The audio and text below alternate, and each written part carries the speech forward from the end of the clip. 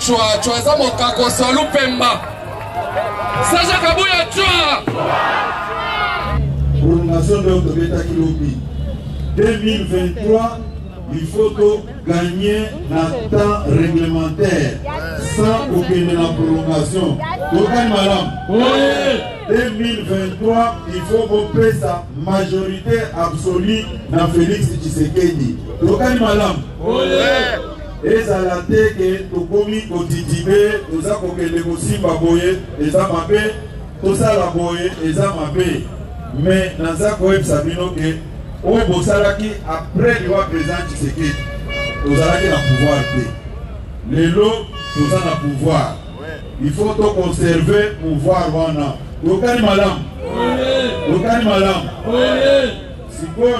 Bien-aimé dans le Seigneur, enfin, le clip Malgré les épreuves est déjà disponible sur YouTube.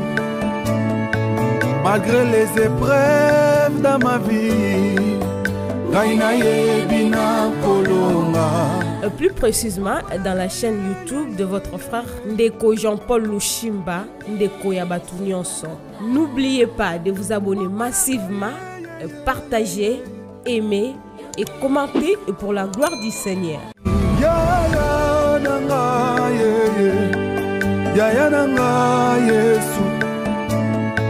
Malgré les épreuves dans ma vie,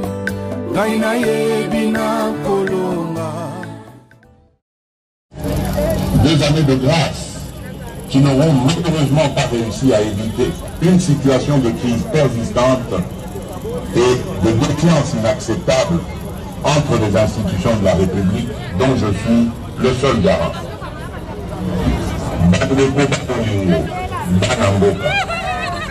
Lisanga en Congo et Katisa Nikakata Nebele.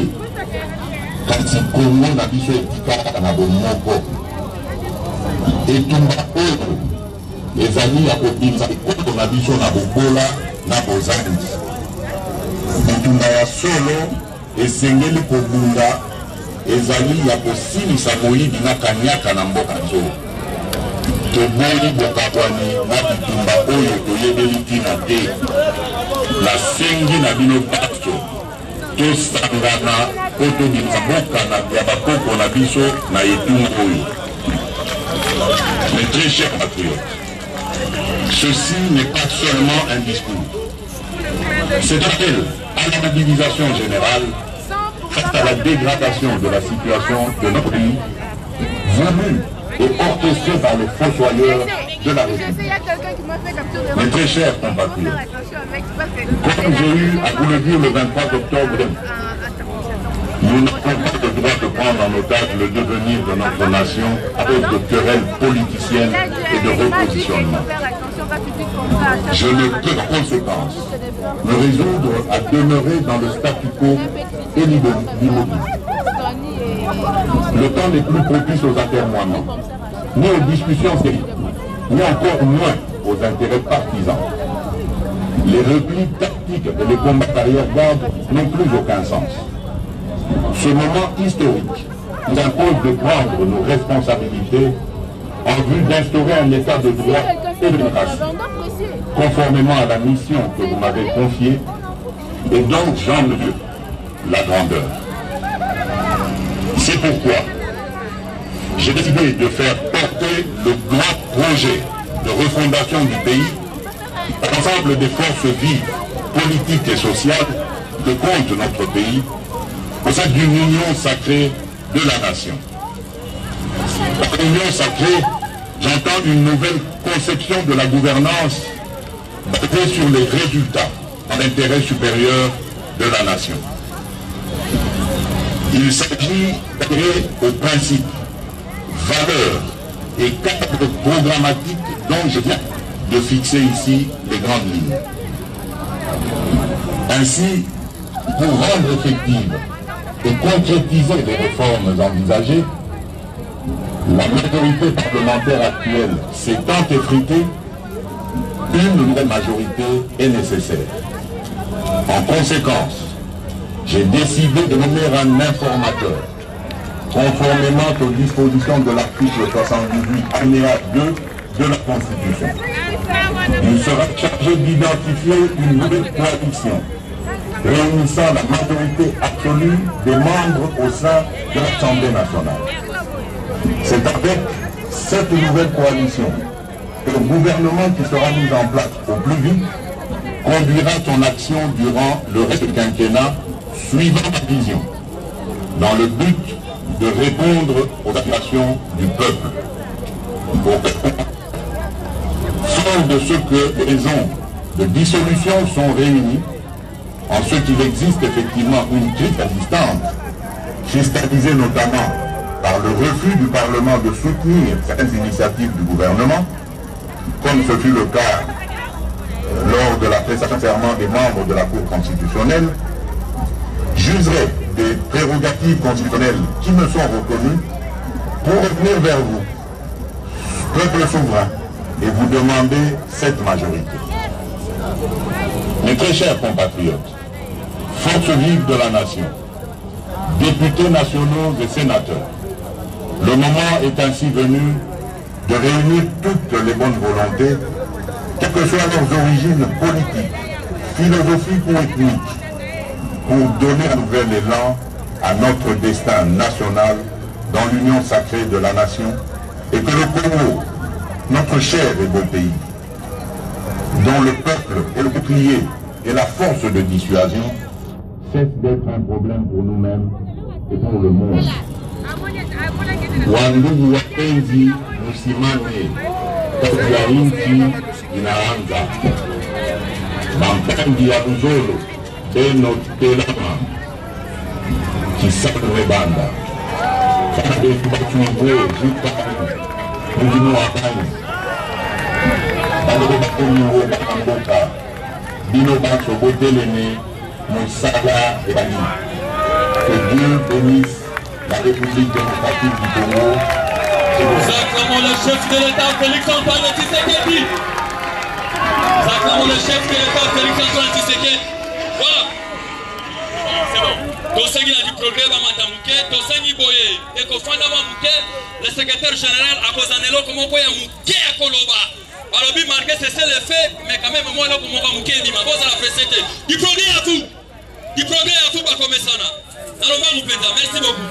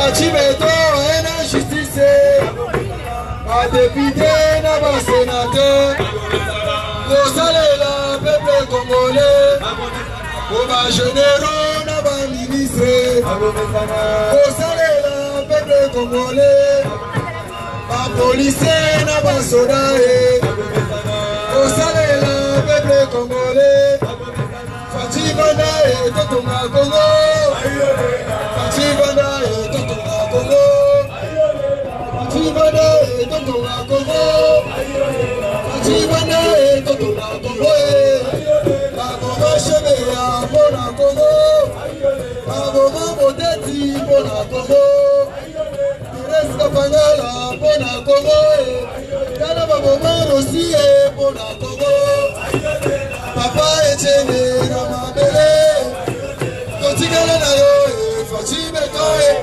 Kabuya Tigala na yo, Fatime Toye, Mata Tigala na yo, Fatime Toye, Kabuya Tigala na yo, Fatime Toye, Omani Tigala na yo, Fatime Toye, O Bisoba Ike, Bisoba Ike, Bisoba Ike, Bisoba Ike. Bisoba ike, Kondela mokolo ya ofele, Mama Lisete, Mama Dikote, Kondela mokolo ya ofele, Shekobeya, Shekobeya, Iriche mokato se baluzeke, Takizala, Takizala, Presta baruti, Presta baruti, Kondela mokolo, Kondela mokolo ya ofele, Echena futa momoteo ya ofele, Kofuta momoteo ya ofele, Kote futa lokoteo ya ofele, Kondela mokolo ya ofele, Kondela mokolo ya ofele, Kondela mokolo ya ofele, Rouge, rouge,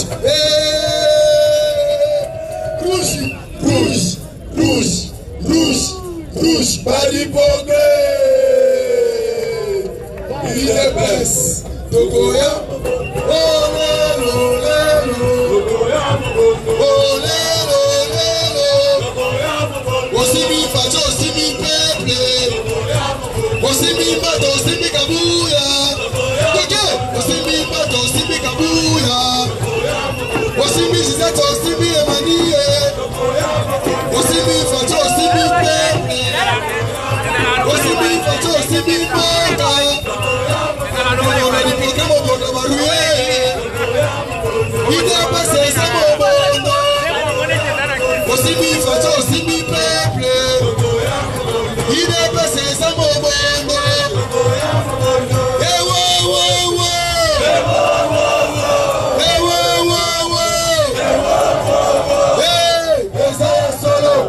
Dosana pouvoir, Esayan Zambé, Yoka Fati, Baton, Mona, Etienne, Combattant, Monene, Amela, Bagaze, Fati, Beton, Fati, Fati, Beton, Fati, Beton, oh Fati, Beton, Fati, Beton, Fati, Yoka Kane Base, Touké, Mone Etienne, Yoka Kane Base.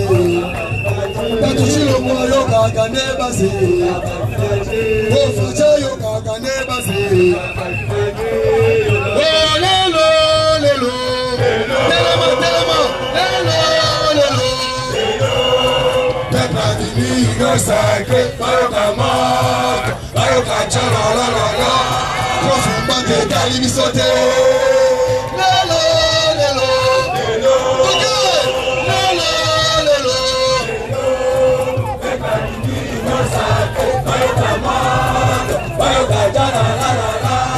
Mama, she said, "You can't be so dead." Lelo, lelo, lelo, oh lelo, lelo, lelo. Benani no sabe, bayoka ma, bayoka jala la la la. President Mane, can't be so dead. Oh lelo, lelo, lelo, oh lelo, lelo, lelo. Benani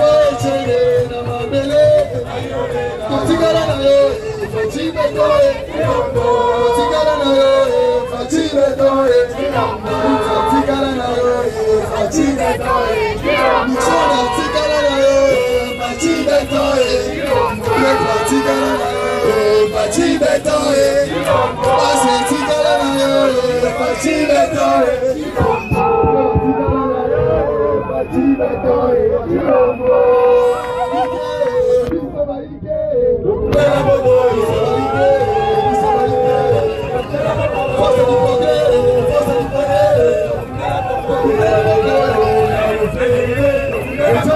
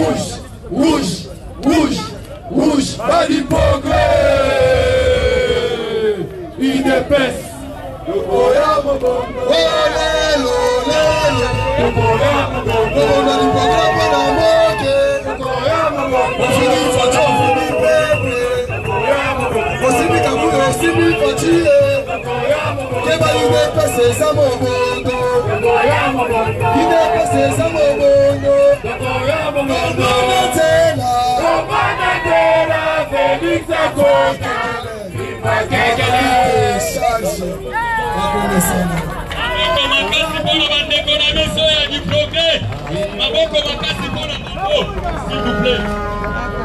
UDPS viva. Tozala ndeko na biso moko awa tozopesa ye miniti moko autaki na mboka ya Bandundu bazobenga ejwe. Ese boyebi Ndeko yaka na mbango la biso makambo autaki na mona Bandundu kuna oye nikisa iba na mboka Bandundu. Allez-y. Bana fachi Est-ce que bana fachi bazawa? Ngara utiki critique idio fana yeto sepela ndenge balali. Bongo te. Et par la biso lupemba tobenga ngo chwa. Fachi chwa. Na yoki binote maboko likolo pona mokonzi. Pona respect à fachi to pese mokako swa. Fachi chwa. Gratuité de l'enseignement chwa. État de droit chwa. Victoire de FARDC chwa. Serge Kabuya chwa. Na yoki binote Serge Kabuya za toto mola maboko. To pesa e chwa eza mokako swa lupemba. Serge Kabuya chwa. Serge Kabuya chwa. Toto mola maboko pona mama Gisèle Mbouachem. Mama Gisèle Mbouachem chwa. Nazo kabinote bana IDPS tous en courage. Maman Gisèle Mbouachem chwa. C'est comme maboko likolo pona 520 giga. Bisalo sa maboko likolo. Maboko likolo oeza mokako so bénédiction ya bana kikwiti. Jean-Marc Kabunde chwa. IDPS chwa. C'est comme maboko asuka pona fachi. Biso nyonso maboko libale likolo. Fachi chwa. Na oyo kabinote chwa oyo pona fachi za niveau na yete pas déboulonné. Bon moté. Bana IDPS chwa. Toto mona siko maboko pona fachi biso nyonso. Fachi chwa. Fachi chwa. Déboulonnement chwa. Gratuité de l'enseignement chwa. Victoire de FARDC chwa. IDPS chwa. Merci mingi bana IDPS.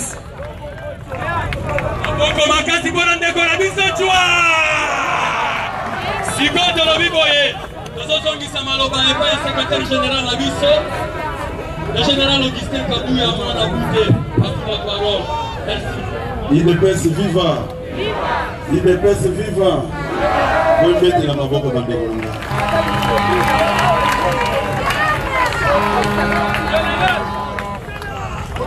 Nakanisi mkola lelo ezaki mkola esengo puisque oyo ezoleka na kati ya IDPS bokotikala kovivre yango te na baparti mosusu.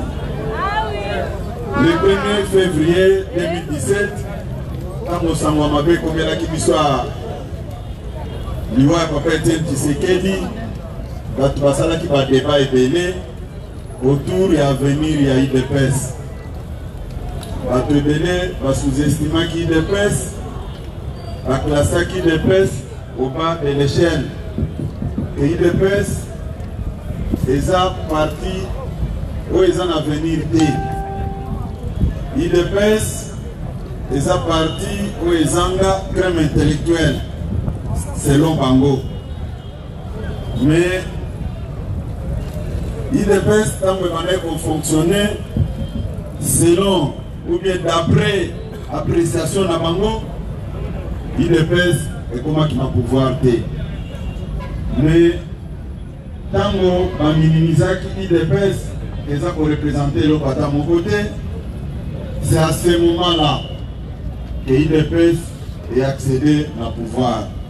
IDPS est comment qui a pouvoir na banzetete et comment qui a pouvoir na bino bat provandi liboso awa. Pour le terme beaucoup makasi.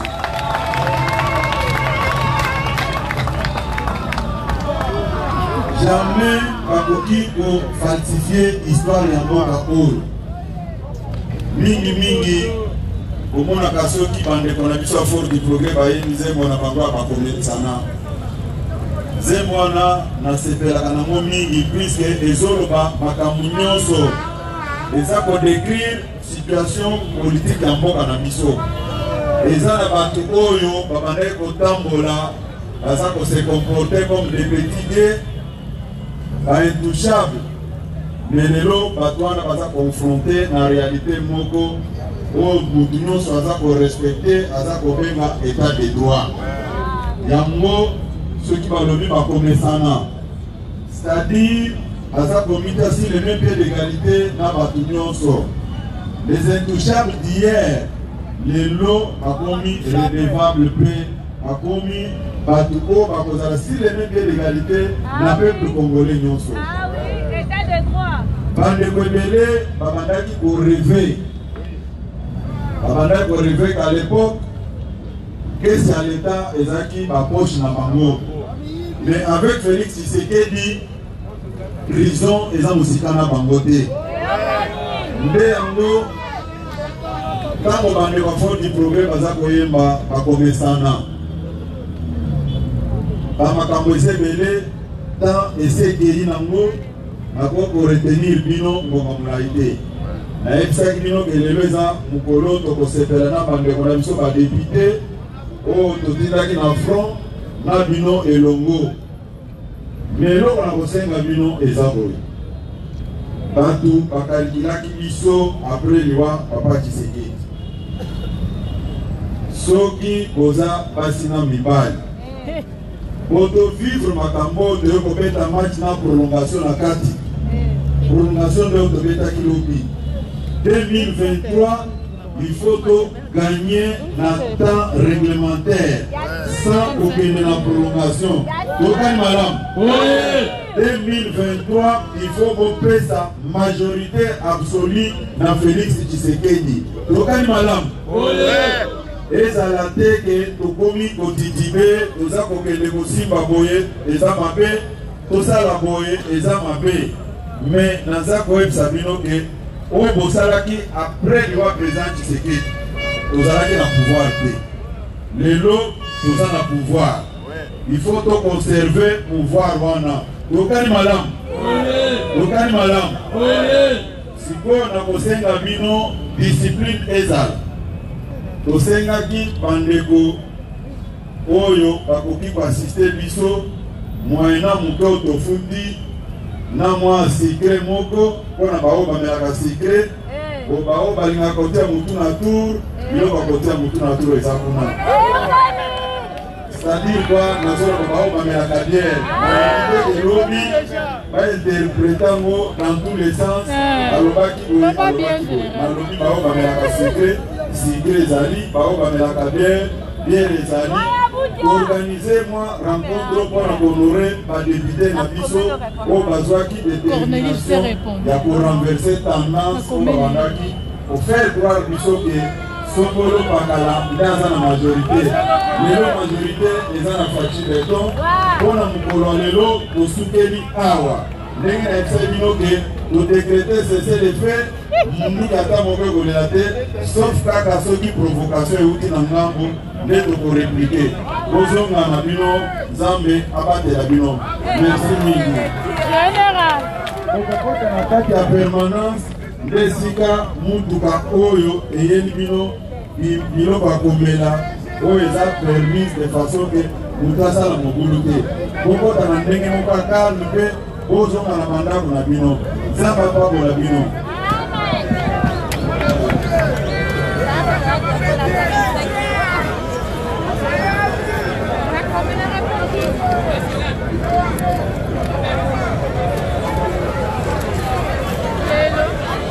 Gosse. Ouais, mais quand tu n'as pas su, tu ne penses pas plier. Alors, pourquoi tu n'as pas visité Lucia, ouais. Vous allez bien?